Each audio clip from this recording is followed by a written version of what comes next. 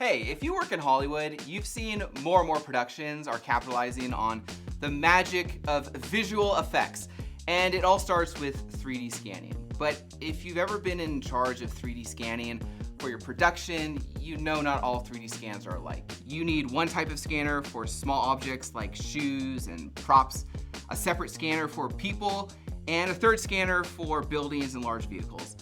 You practically have to be a juggler to keep up with progress of each piece of the puzzle. But imagine if you didn't have to be the juggler, and instead, Nick Tessie did all the juggling for you. A 20-year vet in the world of 3D visual effects, he has you covered. He'll coordinate all your scans with his vetted professionals, and it won't cost you a dime more than if you did it yourself. Save your time, money, and headaches for another day. Don't get caught dropping the ball. Get Nick Tessie Consulting to manage your next 3D scanning project today.